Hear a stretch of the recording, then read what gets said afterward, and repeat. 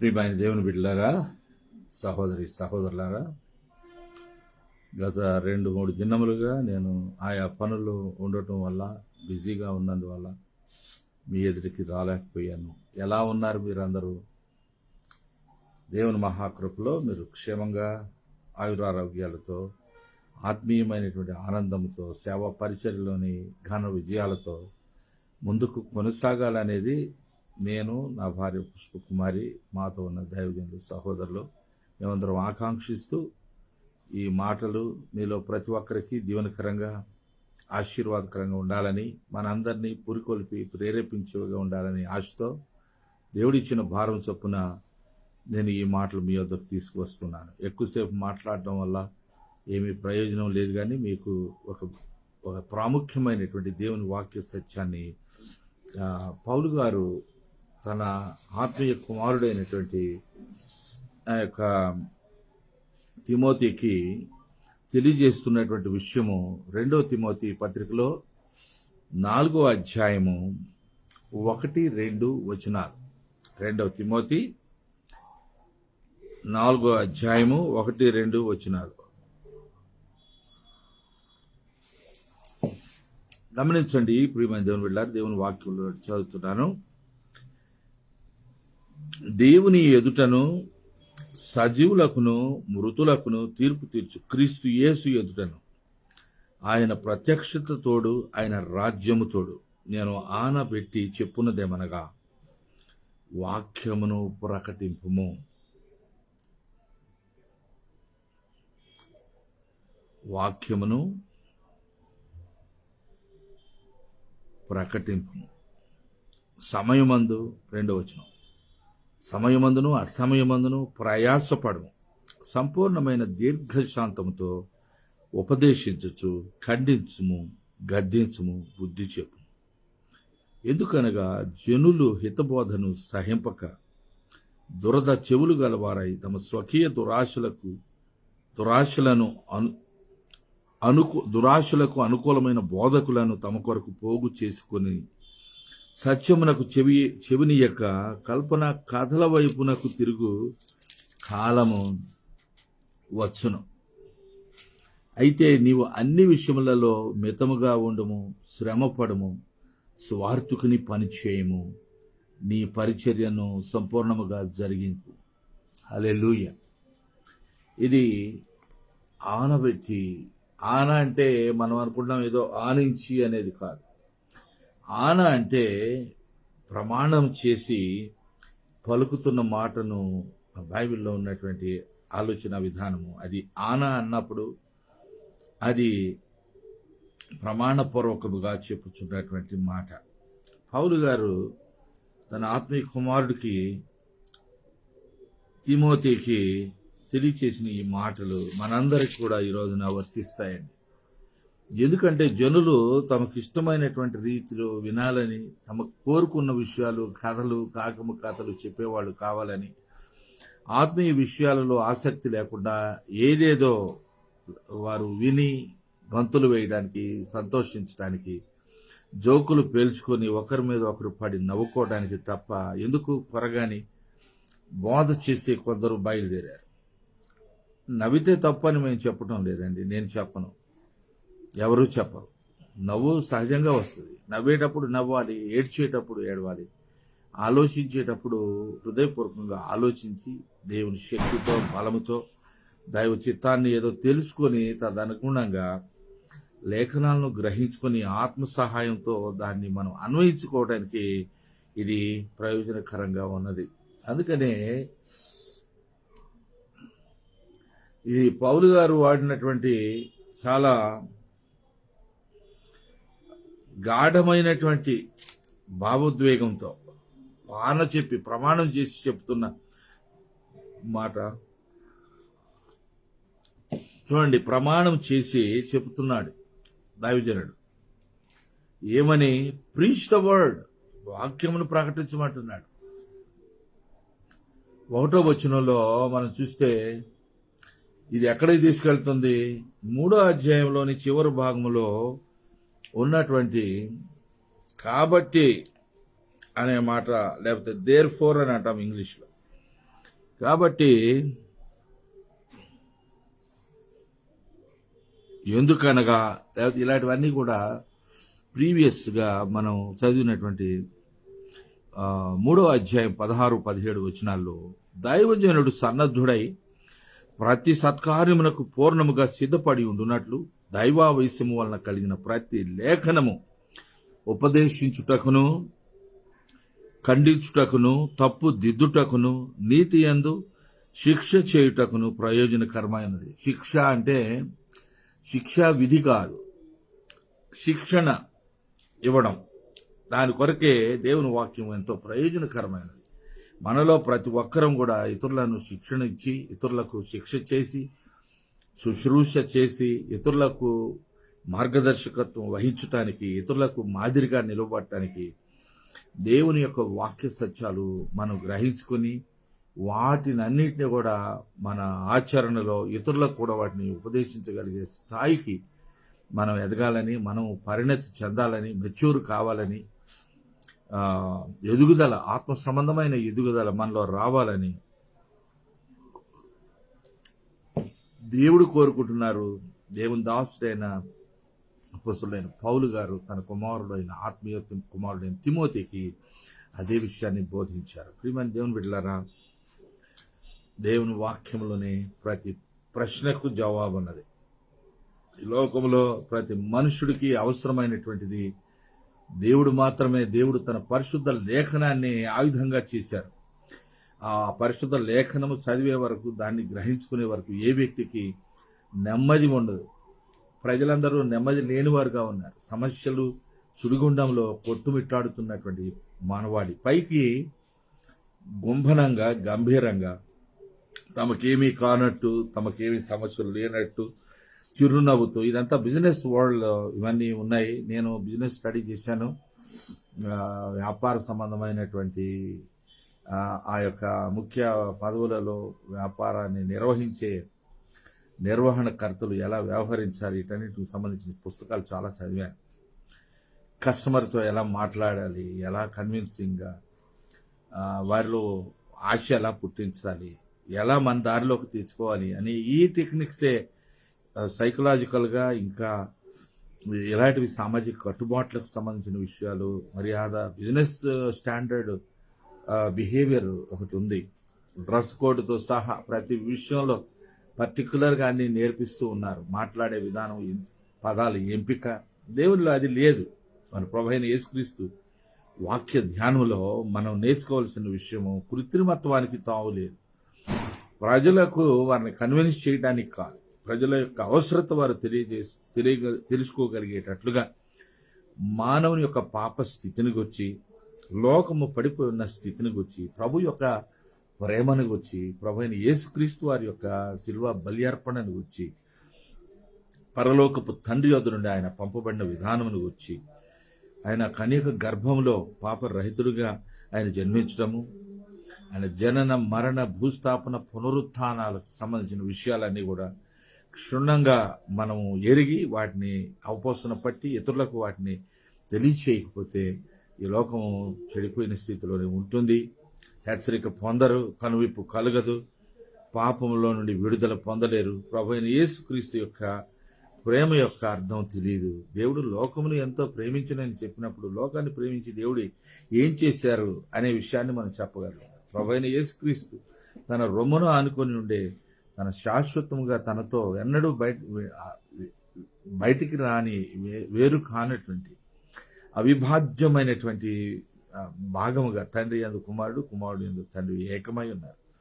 అటువంటి కుమారుడు తండ్రిని విడిచి ఈ లోక సంబంధమైన ఈ మనుషులందరి యొక్క పాపమును, పడిపోయిన ఆదాము సంతతి అంతటిని కూడా విడిపించడానికి ఎలాగైతే పరలోకపు మహిమను విడిచి రిక్తుడిగా ఈ లోకంలోనికి వచ్చి బీదవానిగా, సామాన్యుడిగా, అత్యంత దీనుడుగా, పాపుల స్నేహితుడుగా ఆయన వచ్చారనే విషయాన్ని మనం జ్ఞాపకం చేసుకున్నాం. ఆయన వచ్చి నశించిన దాన్ని వెదకి రక్షించడానికి వచ్చారండి.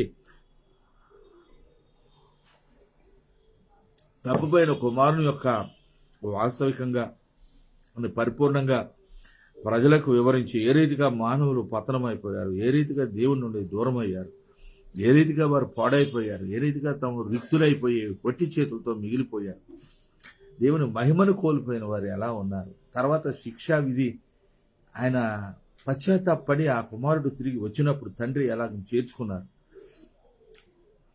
దుర్వ్యాపారమునకు పాడు చేసిన కుమారుని తిరిగి పల్లకీలో ఊరేగించిన ప్రేమ పరలోకపు తండ్రిది అనే విషయాన్ని లోక ప్రజలకు తెలియచేయాలి. నశించిపోతున్న ఆత్మలను ప్రభు అయిన యేసుక్రీస్తు వారి వద్దకు ఆకర్షించాలంటే ఏకైక మార్గము నిత్యము ఉపదేశం, నిత్య సందేశం, దేవుని ప్రేమపూర్వకమైన సందేశం, దేవుని హెచ్చరికపూర్వకమైన సందేశం, దేవుని యొక్క నిత్య జీవమును గూర్చిన వరమును గూర్చిన ఉపదేశం. ఇది ప్రజలందరూ తెలుసుకోవాలి, మనం తెలుసుకోవాలి, దాని ప్రాముఖ్యతను మనం గమనించాలి. ఈ లోకం దేన్ని నమ్మడం లేదు.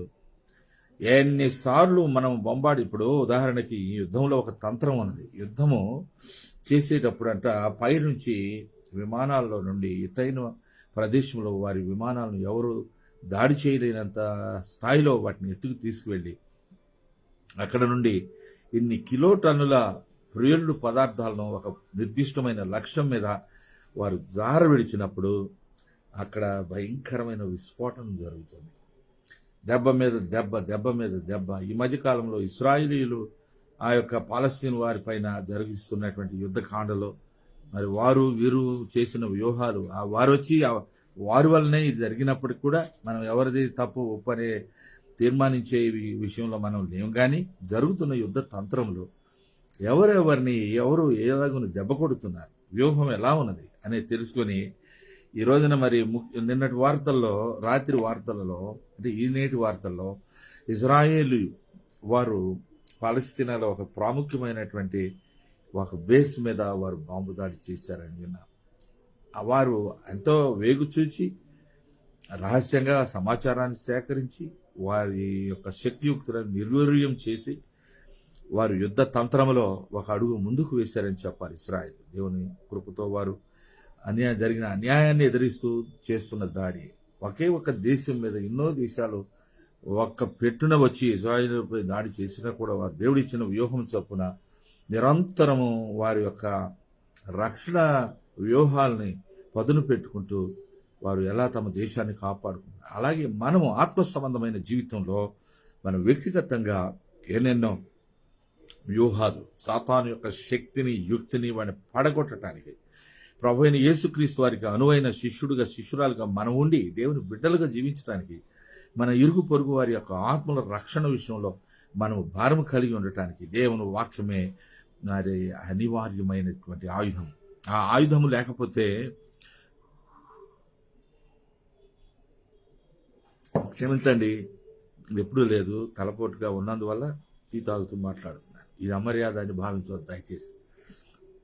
చూడండి ప్రియులారా, ఈ విధమైనటువంటి ఎంతో విలువైన ఆయుధము దేవుని యొక్క వాక్యం, దేవుని ప్రేమను, దేవుని సత్యమును ప్రజలకు తెలియచేయటానికి, ప్రజలకు కనువిప్పు కలుగు చేయటానికి నిరంతర సందేశము దాని గురించి మానక బోరబూదినట్లు ఎలుగెత్తి బిగ్గరగా కేకలు వేయము అని యెషయా ప్రవక్తలో గ్రంథంలో మనం చూస్తాం. 58వ అధ్యాయం. మానకుండా పగలనక రేయనక ఉపదేశిస్తూ ఉండాలి. The more we preach and teach, it will become sensible to people. వారు గ్రహించుకుని ఇది సబబే కదా, ఇది సమయోచితమైనదే కదా, ఇది యుక్తమైనదే కదా అనేటువంటి ఆలోచన ప్రజలకు స్ఫురిస్తుంది. ఆలోచన చేయాలి, పదే పదే పునశ్చరణ చేయాలి, పదే పదే చెప్పిన సత్యాన్ని చెప్పాలి. ఆజ్ఞ వెంబడి ఆజ్ఞ, సూత్రం వెంబడి సూత్రం అని బైబిల్లో దేవుని యొక్క వాక్యం అంతా కూడా మనం పరిశీలించాలని, పరిశోధించాలని, బెరయ వారి వలె ఇది అవునా కాదని దాన్ని తెలుసుకోవాలని దేవుడు పరిశుద్ధమైన తన గ్రంథంలో అనేక ప్రదేశాలలో అనేక ఆధ్యాత్మికమైనటువంటి సిద్ధాంతాలు, సూత్రాలు మనమందరము అవగాహనలో కలిగి ఉండి ఇతరులకు కనువిప్పు కలుగు చేయటం కొరకు మన మట్టుకు మన పరిచర్య ధర్మాన్ని యథావిధిగా దేవుని చిత్తానుసారమైన రీతిలో జరిగించడం కొరకు పౌలు గారు చెప్తున్నారండి.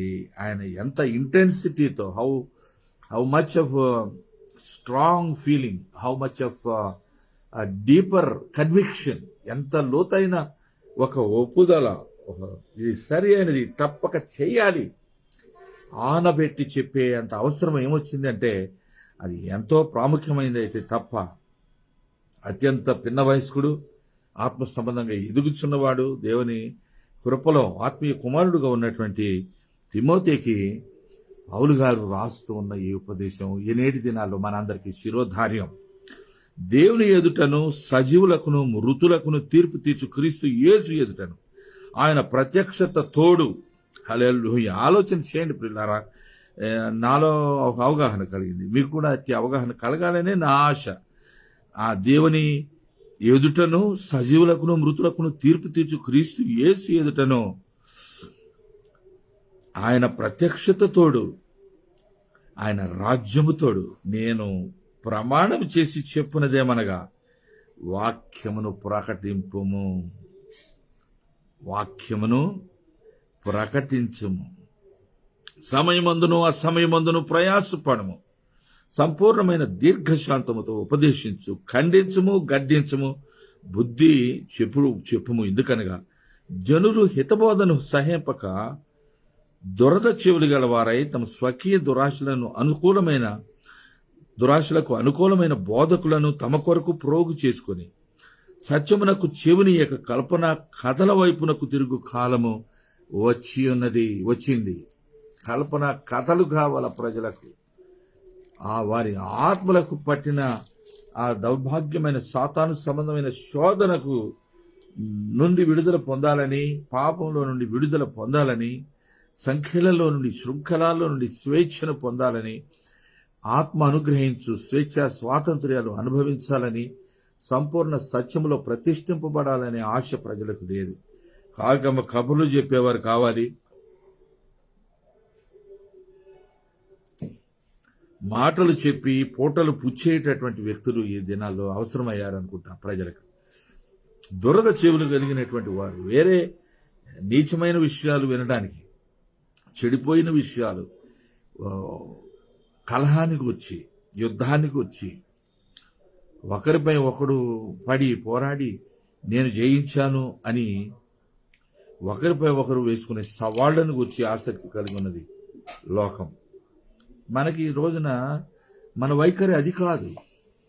ఎవరు గెలిచారు ఎవరు ఓడారని కాదు. వాస్తవికంగా చారిత్రకంగా చూస్తే ప్రభు అయిన యేసుక్రీస్తు వారు త్వరలో రానయ్యున్నారనే విషయం బైబిల్ ఎంతో స్పష్టంగా తెలియజేస్తుంది. ఆయన భూమి మీదకు వచ్చి తాను చేయవలసిన పని అంతా చేసి మనందరినీ నీతిమంతులుగా తీర్చాలని, తండ్రి అయిన దేవునితో మనమందరం సంబంధం కలిగి ఉండాలని, సమాధాన స్థితిని కలిగి ఉండాలని, దేవుడు పాపుల ప్రార్థన వినడు గనుక పరిశుద్ధులుగా మన తీర్చి తన నీతిని మనకు ఆపాదించి ఆత్మ సంబంధమైన శక్తి మనం పొందినట్లు తన ఆత్మను అనగా పరిశుద్ధాత్మను మనకు దేవుడు అనుగ్రహించి ఉంటూ ఉండగా ఆ ఆత్మ పూర్ణతతో, ఆ అభిషేకముతో, అనాయింటింగ్ అంటాం అంటే తైలముతో మనిషిని అభిషేకం చేయడం, తైలాభిషేకం, ఆత్మాభిషేకం.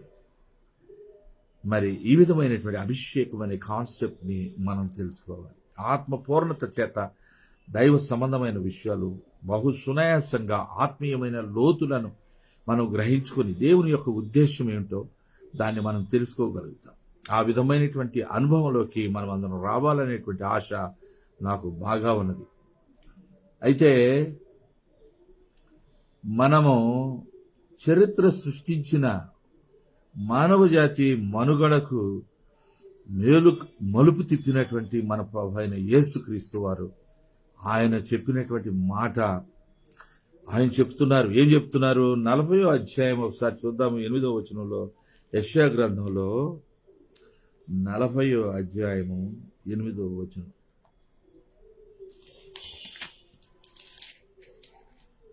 యెషయా గ్రంథము 40వ అధ్యాయము. దేవుని యొక్క మాట ఎంత విలువైనది, ఆయన ఎంత గొప్పవాడు, ఆయన మన ఎంత ప్రేమించాడు, మన నిమిత్తం ఏం చేశారు దేవుడు, మన కొరకు ఆయన చేస్తున్న ఏర్పాట్లు ఏమిటి, ఇప్పుడు ఏం చేస్తున్నారు ప్రభు, ఇవన్నీ ఎవరో ఆలోచన చేయము. 40వ అధ్యాయము 8వ వచనంలో వ్రాయబడి ఉన్నది, గడ్డి ఎండిపోవును, దాని పువ్వు వాడిపోవును, మన దేవుని వాక్యము నిత్యము నిలుచును. నిత్యము నిలిచే దేవుని వాక్యంతో మన జీవితం ముడిపడి ఉన్నది. నిత్య నిబంధన చేసిన దేవుని యొక్క ప్రేమ నిబంధన, నూతన నిబంధన ఇప్పుడు అమల్లో ఉన్నది. మనము నిబంధన సంబంధులైన జనులుగా, దేవునితో అనుసంధానమైన ప్రజలుగా, అనుదిన జీవితంలో ఆయన ఆధిపత్యమును కోరుకునేవారుగా, ఆయన నడిపింపుకు లోబడి ఆయన చిత్తమును నెరవేర్చలేని ఆశ కలిగిన వారుగా. సరే, మన బలహీనతలను బట్టి మనం కొన్ని పర్యాయాలు తప్పటడుగులు వేసి పడిపోవచ్చు. కానీ నీతిమంతుడు 7 సార్లు పడిపోయినా, అంటే పూర్తిగా పడిపోయినా కూడా తిరిగి లేవనెత్తే శక్తి మన దేవునికి ఉన్నది అనే విషయం తెలియచేయడానికి 7 సార్లు పడిపోయినా దేవుడు లేవనెత్తుతాడనే విషయాన్ని మనం జ్ఞాపకం ఉంచుకుందాం. పూర్తిగా యోబు గారికి కాస్త ఏమి ఆశ లేదు, నిరీక్షణ లేదు. ఆమె అంటుంది, నీవు నీ యొద్దకు వస్తే నీ వాసన భరించలేకుండా ఉన్నాను, నీ బాధను చూడలేకుండా ఉన్నాను, నీ శ్రమలో నీ ఇబ్బందుల్లో నీకు అండదండగా ఉన్నాను, ప్రాణప్రదంగా నీవు ప్రేమించావు, నీవు యోగ్యుడైన పెనిమిటివే, అయినా కూడా నీ బాధను నేను చూడలేకపోతుంది. కాబట్టి నువ్వు ప్రభువును దూషించితే తప్ప నువ్వు మరణం కావు. నీవు ఈ బాధను తప్పించుకోవాలంటే తప్పదు, దేవుని దూషించి నువ్వు మరణము కా అని చెబుతూ ఉన్నది. దారుణమైన ఉపదేశం, స్త్రీ బలహీనమైనటువంటి మాట. దేవుని దూషించి మరణం కమ్మంటే అది బాధాకరమైన విషయం. అంటే తాత్కాలికంగా మానవునికి కలిగినటువంటి ఈ బాధను భరించుట్లో మానవుడు సహనం చాలా తక్కువగా ఉన్నది. మానవుడు శ్రమ సహించే శక్తి లేనివాడు. అయినా కూడా యోబు అసాధారణమైన తన విశ్వాసంతో, తన భక్తితో, తన సాక్ష్యమును బట్టి దేవుని ప్రతిష్ఠించుకొని తన హృదయాంతరంగంలో ఆత్మ ద్వారా నడిపించబడి తన కుమారులు ఏ హృదయంలో పాపం చేశారేమోనని అనుదినము వారి నిమిత్తం ప్రార్థన చేసినవాడు, ప్రభు పక్షమున నిలవబడినవాడు, స్నేహితులకు ఉపదేశం చేసినవాడు, వారితో ఏకీభవింపక దేవుని ఆత్మ సంబంధమైన విషయాల్లో తానే ముందంజలో ఉన్నాననే విషయాన్ని రుజువు చేశాడు. చివరకు దేవుడు యోబు యొక్క ప్రార్థనలను తన స్నేహితుల పక్షంగా అంగీకరించి అందరికీ అంతటా సంతోషకరమైన ముగింపు యోబు యొక్క వృత్తాంతంలో చూస్తాం. యోబు యొక్క సాధారణమైనటువంటి భక్తి విశ్వాసాలు కలిగిన వ్యక్తులు దేవునికి ప్రియమైన వారు. సమూయేలు, యోబు, మోషే దేవుని హృదయానుసారుడైన మనుషుడిగా పేరు తెచ్చుకున్నటువంటి పౌరుషంతో నిండి ప్రభు పక్షం వహించి పోరాడిన యోధుడిగా నిలిచిన చరిత్ర సృష్టించినటువంటి రాజైన దావీదు. ఇలా ఆలోచన చేసుకుంటూ పోతే పరిశుద్ధ లేఖనంలో we need the intensity in our spirit, మనలో తీవ్రత కలిగిన వారమై ఉండాలి, ఆత్మలో తీవ్రత కలిగిన వారమై ఉండాలి, ఆత్మీయ విషయాల్లో ఆసక్తి కలిగిన వారమై ఉండాలి. దేవుని ఏదైతే ప్రాధాన్యమైన ఆశ పెట్టుకుని దేవుడు తన ప్రజలతో వ్యవహరిస్తూ ఉన్నారో ఆయన మరి దేవుడు చెప్తున్నారు ఇక్కడ చూడండి, మనం చేసే పని మనం చేస్తూ ఉండగా యెషయా గ్రంథంలో 46వ అధ్యాయం అండి, నేను ఒకసారి తీస్తున్నాను, మీరు వినండి. యెషయా గ్రంథంలో want open this particular verse for you. 46వ అధ్యాయము 9-10 వచనాలు. యెషయా, ఎంత ఆశ్చర్యకరమైన విషయాలు ఇవి. చదవటానికి సమయం చాలదు, మనం చేయవలసిన పనులకు సమయం చాలదు, మనం ఉన్న వ్యాపకాలకు సమయం చాలదు, మనం దైనందిన జీవితంలో మన ధర్మాన్ని నిర్వర్తించడానికి సమయం చాలదు. సమయము పోనీక సద్వినియోగం చేసుకుని అజ్ఞానుల వలె కాక జ్ఞానుల వలె నడుచుకోమనేటువంటి హెచ్చరికను మనం జ్ఞాపకం చేసుకుంటాం. 46, 9, 10 వచనాల్లో ఏమని వ్రాయబడి ఉన్నది నేను చదువుతున్నాను చూడండి. చాలా పూర్వమున జరిగిన వాటిని జ్ఞాపకం చేసుకొనుడి, దేవుడను నేనే, మరి ఏ దేవుడనూ లేడు, నేను దేవుడను, నన్ను పోలినవాడు ఎవడనూ లేడు, నా ఆలోచన నిలుచుననియు నా చిత్తమంతయు నెరవేర్చుకునేదననియు చెప్పుకొనుచు ఆది నుండి నేనే కలుగబోవు వాటిని తెలియజేయుచున్నాను, పూర్వకాలము నుండి నేనే ఇంకా జరుగుని వాటిని తెలియజేయుచున్నాను. కాబట్టి రాబోయే తీర్పును గురించి మనుషులందరికీ కలుగు యేసయ్యను విశ్వసించడం వలన కలిగే నిత్య జీవ వరమును వారు పొందుట వలన పరలోక రాజ్య వైభవంలో కుమారుడైన క్రీస్తు యొక్క సహోదరులుగా, తండ్రి అయిన దేవునికి దత్తపుత్రులుగా, పుత్రికలుగా లోకంలో మనము దత్తపుత్రాత్మను పొంది దేవునితో సమాధానం కలిగి దేవుని ఇంటిలో చేర్చబడిన, మరణంలో నుండి జీవంలోనికి దాటిన మనము ఈ రోజున మరణముతో పోరాడుతున్న ప్రజలు, ఎట్టి నిరీక్షణ లేని జనులు, మత పిచ్చితో రకరకాలైనటువంటి వ్యాపకాలతో విలువైన తమ జీవితాలను నష్టపరుచుకొని చిన్న వారి కొరకు ప్రార్థన చేయాలి. పట్టుదలతో వారి కొరకు విజ్ఞాపన చేయాలి, ప్రార్థించాలి, ప్రకటించాలి, హెచ్చరించాలి. ఏ మాధ్యమంలో, ఏ మీడియా ద్వారా ఏ విధంగా ప్రజలకు ఈ సందేశము, వర్తమానము, ఈ ముఖ్యమైన మూల సిద్ధాంతాలు ఏమేమైతే ఉన్నాయో, పాపమును గూర్చి, భ్రష్టత్వమును గూర్చి, తీర్పును గూర్చి, పరలోక రాజ్యమును గూర్చి, చనిపోయిన తర్వాత మానవుని స్థితిని గూర్చి, పాపము యొక్క భ్రష్టత్వము ఎలాగున మానవ జాతి యావత్తును నాశనం చేసిందో, ఆదాము హవ్వలు ఎలాగున పతనమై వారు నిరీక్షణతో దేవుని వద్ద నిలవబడటానికి దేవుడు ఎలా మధ్యలో వారిని వెతుక్కుంటూ వచ్చి వారు త్రోవ తప్పారు, వెళ్ళిపోయారు, దాక్కున్నారు. చెట్ల చాటున పొదల మాటున వారు అందరూ అడలతో ఆకులతో మరి కచ్చడములు చేసుకొని తమ దిశమలను కప్పుకోవాలని చూశారు. ఎంత ఎంత బుద్ధిహీనత! దేవుడు తండ్రి కదా, ఆయన ఎదుట వారు సిగ్గు లేకుండా తిరిగారు కదా, నిర్మోహమాటంగా అన్ని విషయాలు మాట్లాడారు కదా, ఆయన ప్రేమను పొందారు కదా. అటువంటి స్థితిలో తప్పిపోయిన మానవుడు ఎప్పుడు కూడా దేవునికి తన ముఖాన్ని చాటు చేసుకుంటాడు. అలా ముఖాన్ని చాటు చేసుకునే ఈ పాప భావన, అపరాధ భావన, పరిశుద్ధుడైన దేవుని యొద్దకు రాలేని స్థితిని మనం జ్ఞాపకం చేసుకొని దేవుని యొద్దకు వారిని తీసుకొని వచ్చి సమాధానపరిచి ఆత్మీయ జీవితంలో వారు ఆసక్తిని పెంపొందించుకునే వరకు వారి కొరకు దేవుడు మనకు అప్పగించిన నీతి స్వార్థను ప్రకటించే విధానం, బైబిల్ ఉపదేశం మనుషులందరినీ మార్చివేస్తుంది. ఆత్మీయంగా జీవితాన్ని తిరిగి నూతన అధ్యాయం ప్రారంభించడానికి సహాయపడుతుంది. పౌలు గారు ఆనబెట్టి అనగా ప్రమాణం చేసి తన ఆత్మీయ కుమారుడికి ఎలాగైతే ఈ యొక్క సువార్తను ప్రకటించమన్నాడు, సత్యమును తెలియచేయమన్నాడు, అదే పనిని మన ప్రభు అయిన యేసుక్రీస్తు వారి యొక్క ఆత్మ, పరిశుద్ధాత్ముడు మనను ఈ నేటి దినాల్లో సవాలు చేస్తూ ఉన్నాడు. ప్రియమైన దేవుని బిడ్డలారా, సహోదరి సహోదరులారా, సేవలో ముందంజ వేయిచున్న నా సహోదరులారా, మీ అందరికీ వందనాలు. మా సహవాసంలో కూడా నేను ఏ సహవాసానికైతే అధ్యక్షుడిగా ఉండి అందరితో కలిసి నేను ఆత్మీయ జీవితంలో ముందంజ వేయాలని ఆకాంక్షిస్తూ మా ప్రియ సహోదరులు ఇటీవల వరకు నేనున్న ప్రదేశంలో మా సహోదరులు పాస్టర్ దైద యేసుబాబు గారు, ఇంకా పాస్టర్ లాజరస్, పాస్టర్ సుందర్రావు గారు, ఇలా మేమందరం కూడా కలిసి ధ్యానం చేశాము.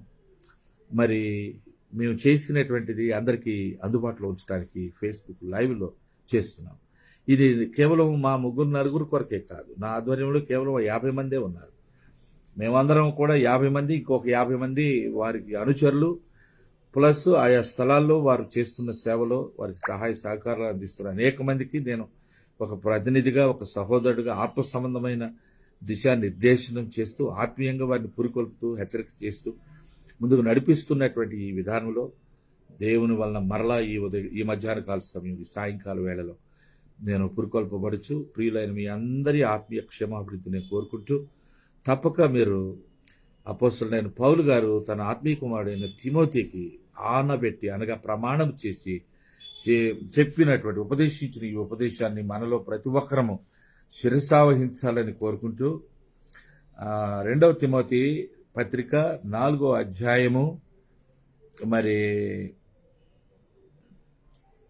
2వ తిమోతి పత్రిక 4వ అధ్యాయము 1-2 వచనాలలో ఏదైతే మనం చదివాం దాన్ని ఇప్పుడు నేను ఇంగ్లీష్లో చదువుతున్నాను, చూడండి.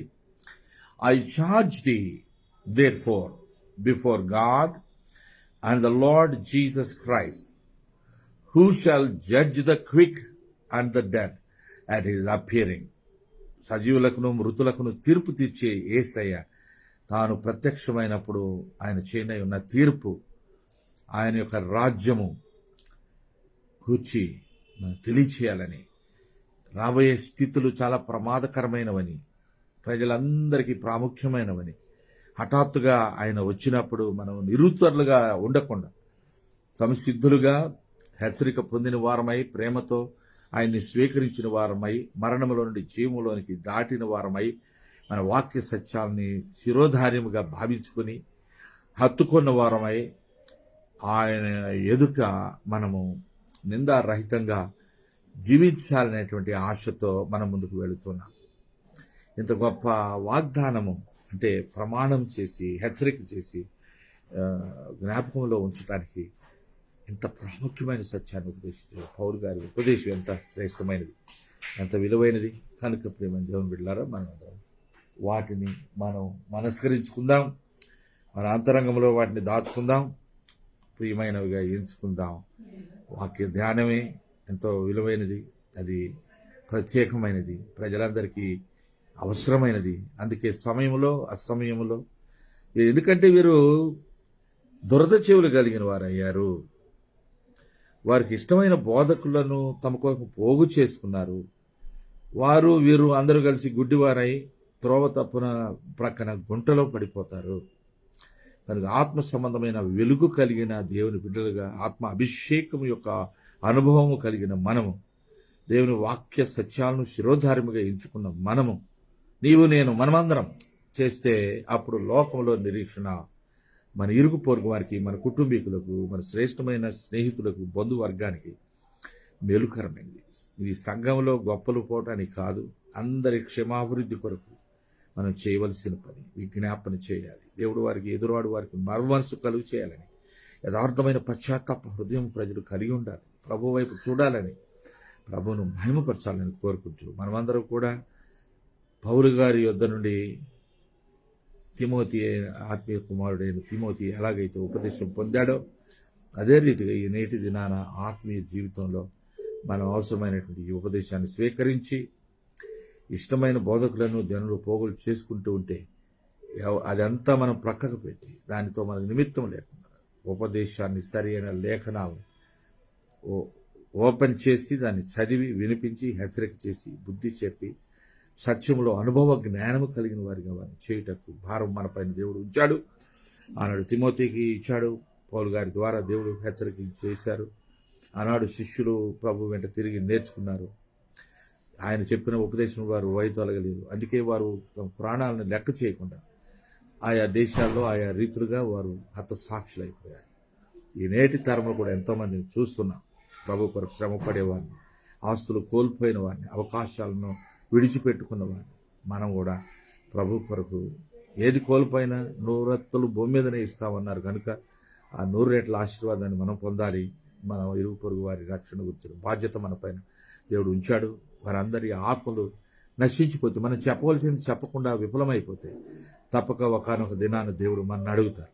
అందుకనే మనం ఆనబెట్టి చెప్పబడి ఉన్నాం, అనగా ప్రమాణం చేయబడి తండ్రి అయిన దేవుని ఎదుట, కుమారుడైన క్రీస్తు ఎదుట, మృతులకును సజీవులకును తీర్పు తీర్చు క్రీస్తు యేసు ఎదుట ఆనబెట్టి చెప్పబడిన, అనగా ప్రమాణం చేసి చెప్పబడిన హెచ్చరిక, ఈ ఉపదేశం మనం కూడా హృదయంలో స్వీకరించడం గాక. అట్టి భయముతో, భక్తితో, అట్టి తీవ్రతతో, అట్టి సత్యమున కట్టుబడిన వారమై జీవం కలిగిన దేవుని యొక్క సేవకులుగా, వెలుగుచున్న ప్రకాశిస్తున్న జ్యోతులుగా, కొడిగట్టిన దీపాలుగా కాదు కానీ మండుచున్నటువంటి దివిటీలుగా ఈ దినాల్లో దేవుని సేవ జరిగించుటకు శక్తి కలిగిన తన ఆత్మీయమైనటువంటి శక్తి, పరిశుద్ధాత్మ అభిషేకమును దేవుడు మనందరికీ అనుగ్రహించును గాక. ఈ సమయంలో ఎవరైతే అట్టి అభిషేకమును కోరుకుంటున్నారో దేవుని దాసులు, మాలో మంత్రము తంత్రము ఏమీ లేదు కానీ దేవుడు ఈ క్షణంలోనే అట్టి బిడ్డల హృదయాలను ఎరిగిన వాడు కనుక నేను చేయించిన ప్రార్థనతో వారు ఏకీభవించాలని కోరుకుంటున్నారు. కృప కలిగిన దేవా, నన్ను ఎలాగైతే నీ ఆత్మ చేత పరిపూర్ణ సత్యంలోనికి నడిపిస్తూ అనుదినము నన్ను మార్చుతూ నా ఆలోచన విధమును ఆయన బాగు చేస్తూ మెరుగుపరుస్తూ నీ సంపూర్ణతలోనికి నన్ను సాగిపోటకు నా కృపను గురించి నడిపిస్తున్నందుకు వందనాలు. విడిచిపెట్టకుండా నమ్మకమైన నీ పరిచర్య చేయుటకే మేము ధ్యేయం కలిగి ఉన్నాము.